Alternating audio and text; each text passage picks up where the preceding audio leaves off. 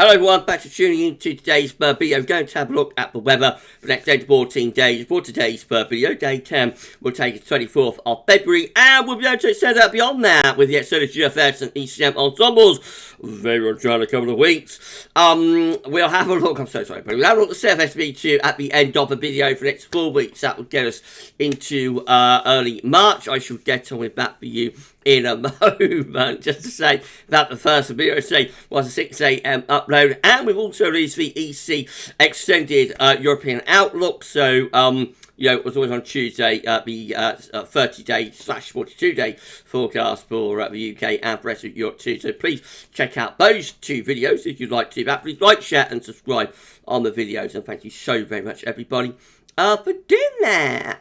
I hope you're having a lovely Valentine's Day. Have you had any cards today, everyone? I've not. All the postman brought me today was 2 bills and a leaflet for over 50s life insurance. I'm only 45, how insulting. Isn't it? I've soon been there. I tell you, I've soon been there. Over 50s life insurance. What would I want that for at the age of 45? I've never been so insulted in my life. No Valentine's coming my way. Then again, you don't really expect it when you get to my age, really. But anyway, I hope you have complete hashtag washout. Hashtag complete washout. Anyway, hope you've had a lovely Valentine's. I have you lovely Valentine's, everyone. Right, okay, let's start off in the stratosphere then. We've got to. I'm so sorry, everybody. We've got to do the day job. Be professional, yeah. Now, the black line shows where we've been and where we currently are with temperatures at 10 HPA. This is the JMA versus average. So we're above average at the moment. We're around minus 47, something like that. It's off. We're around minus 47, something like that. We should be somewhere around minus 55, so a little bit above average. But the warming has sort. However, I think tomorrow's the day. Where this will lift up, so we shall see. If we go a little bit lower down to 30 HPA, you can see that warming has stalled there as well.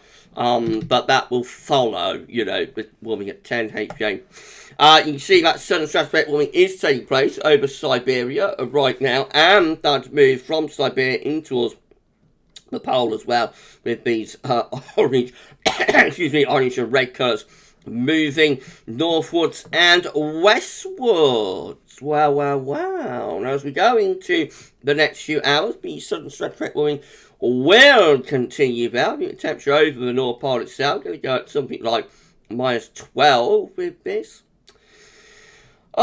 Displacing the polar vortex at its roots, these blue colours may get shoved out from the pole and into Northern Europe, North America and the North Atlantic as well.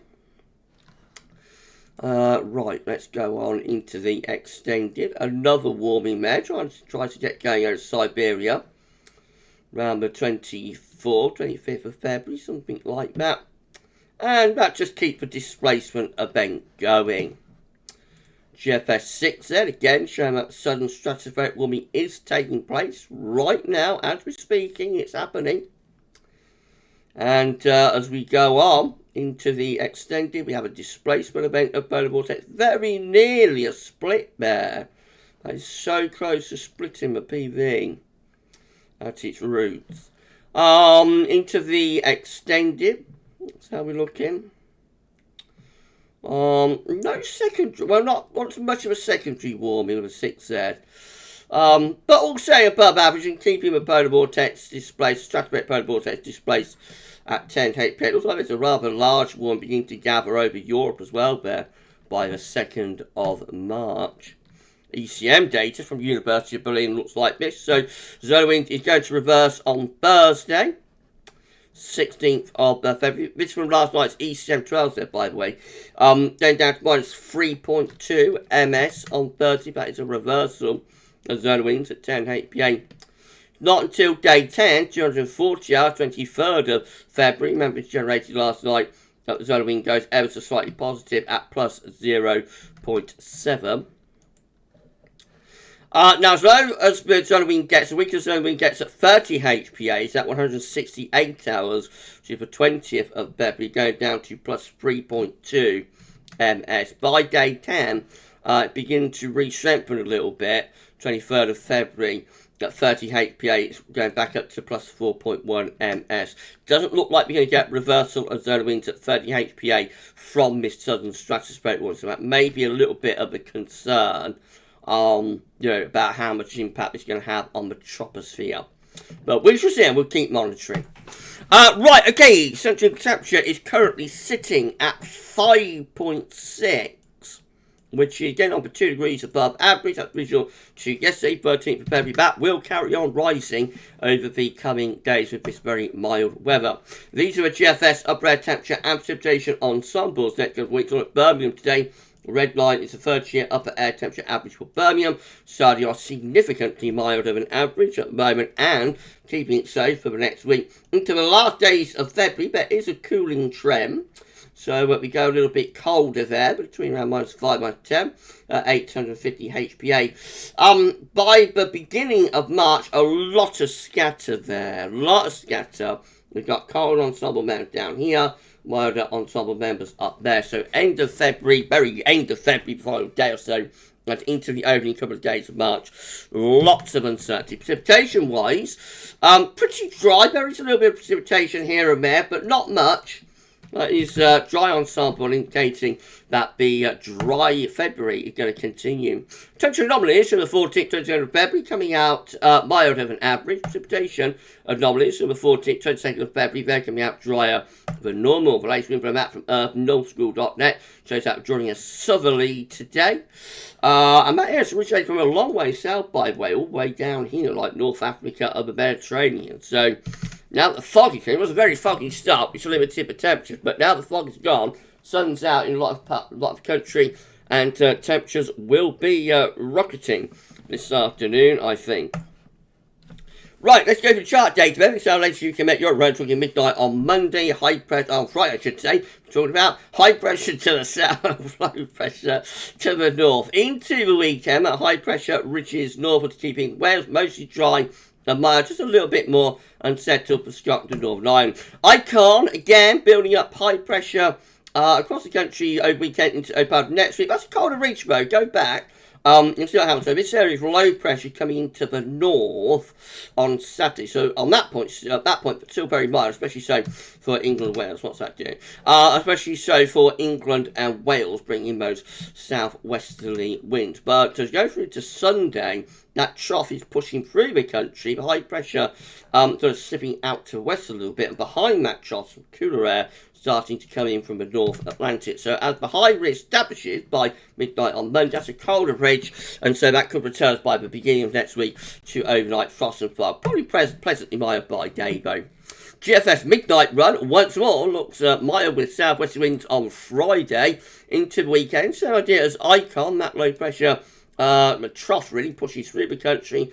High pressure goes in that direction, and cooler air starts to move in from the North Atlantic. So as the high pressure builds back in over top of the country by the beginning of next week, it's turning drier, but also colder once again.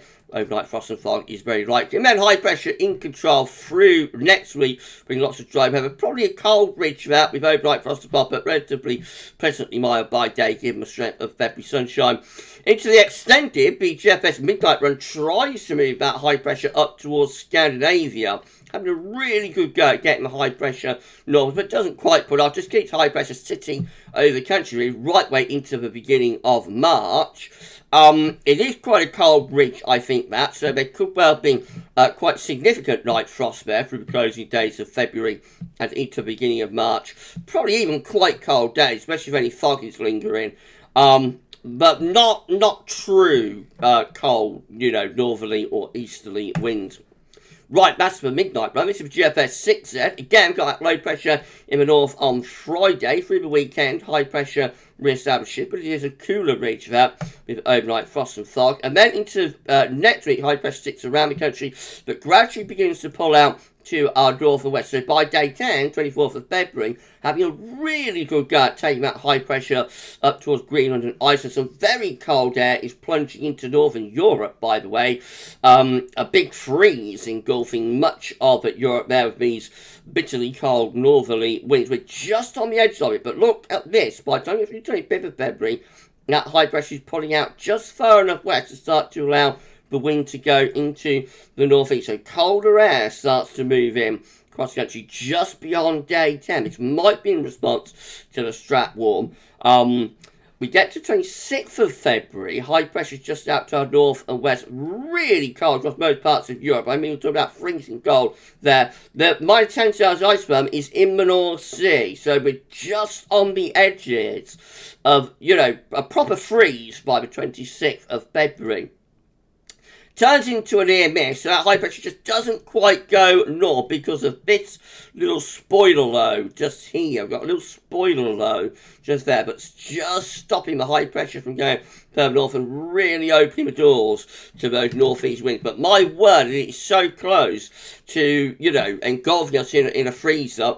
As it is, we are cold under that area of high pressure. It would be overnight frost and fog, maybe a few social roads here and there. But the real cold with these blue colours, the minus 10, minus 15 isotherms, they are over the other side of the North Sea, and that's where they're kept, because if we get to the end of the GFS midnight run, actually the coldness of the air begins to retreat away to the north and the east. But that is so close on the 6th there, so close to turning really cold at the end of February and into the beginning of March. Goodness gracious me. If you enjoyed the video, then please you like, share, subscribe. Thank you so much, everybody, for doing that. Drop a comment, let us know what you think about this and all of our videos, and don't forget to tell your friends and family about GavsWeatherVids. Thank you so much, everyone, for doing that. GM again on Friday, looking mild with southwesterly winds as we go through the weekend into next week. High pressure just out to our west and southwest, begin to pull in a cooler northwesterly to northerly though by day 10. So the GM turns things cold by day 10. 24th of February, with northerly winds pushing down across the country and also across northern Europe as well. And then the ECM WF is looking like this. So once more, high pressure keeps it mainly dry into the early part of next week. The high pressure does pull out though to our west by days 9 and 10. Just hinting that maybe we're about to start bringing in something colder from the northwest and the north there, just beyond the 24th of February, the closing days of the month. A few hints here today of like a cold end to February. We shall see. This is a precipitation forecast based on the ECM run from Tometeo.com. Rain for England and Wales on Thursday. That's going to be a turn up for the book. Then we go into the weekend. Going to be a lot of dry weather. Going about high pressure all the way to day 10. Really. Shower turning wintry in the North Bow by day 10. These are the options on the table within the ECM ensembles today for day 10. Gets us to the 24th of February from the Icelandic Met Office. 30 members of the ECM ensembles look cold. They put the high pressure into the middle of the Atlantic and drop a trough of low pressure into the north of Europe, and that would get the wind into the north. So that's similar to like what GFS 6 there is doing. Really. And then we've got 21, which does include the control and the operational run, with high pressure closer to us, keeping the coldness of the air away to the north and the northeast, but also turning cooler with winds in from the northwest with that one. So actually the majority option is to turn things colder than the operational run within the ECM ensembles by day 10. That's quite interesting. And then in 2 weeks' time, these are the options that we've got. Gets us to the first day of March, and of course the first day of meteorological spring. 15 members of the ECM ensembles with high pressure over the country. That's quite a mild ridge, I think, bringing wind from the southwest. It could be frost and fog, but it's a relatively mild position ridge. 13 with high pressure over the country. Again, that's probably quite a mildish ridge. Frost and fog at night, pleasant by day. 10 with high pressure just out to our west. 8 with high pressure between Iceland and Scandinavia, so that's going to be cold, bringing the wind from the east. And 5 with a mid-Atlantic ridge up to Iceland and Greenland, and a trough of low over to the east country, and that's going to be the most wintry option, I think, with winds in from the northeast. There could even be snow, I would have thought, with that. CFS week 2's finally. These are 500 millibar height lines broken down into week periods. The first week period section of 14th, 20th of February. The coming week has high pressure just over to the east country, mainly dry and mild in the week ahead. Week 2 will be the 21st, 27th of February. High pressure right in over top of the country, mainly dry again. Week 3, 28th of February to the 6th of March, will take the high pressure northwards and is very close to bringing a cold easterly. Interesting. And then week 4 will be the 7th to the 13th of March. Looks like the high pressure goes into retrograde and goes up towards Greenland. Somehow we're keeping like an area of high pressure over the country. I'm very dubious about that. A ridge through the country. I'm very dubious about that. I reckon that will go cold there into week 4 with winds in from the northeast. And we will have to watch out for this trough of low pressure here to be running in underneath it, bringing wet weather into the bed. And I think we will be pulling in a cold northeast wind. Ignore that ridge that continues there over the country and just locks us out of the cold weather. Right, okay, quite interesting charts today from end of February onwards. If you enjoyed the video, please can you like, share, and subscribe. Make sure you show everybody for doing that. Drop a comment. Let us know what you think about this and all of our videos. And don't forget to tell your friends about GavsWeatherVids. It's getting interesting, everyone. Dun, dun, dun. And we're going to keep you informed over the next few days. Well, that's it for today's videos. Tomorrow, we're going to have the 6 a.m. upload. We'll have the extended USA forecast. There's going to be something for summer, a little sneaky peeky. For summer 2023, channel members have already been having access to that. You're going to get to see it if you're not a channel member tomorrow. And there'll be a live stream at 6 p.m. We'll live stream 10 to 14 days. And then probably release the summer video just after the live stream. So a lot of content to come tomorrow. Please keep checking back to the channel for more. But for today's videos, that's all for now. And thank you so much for watching. Bye for now.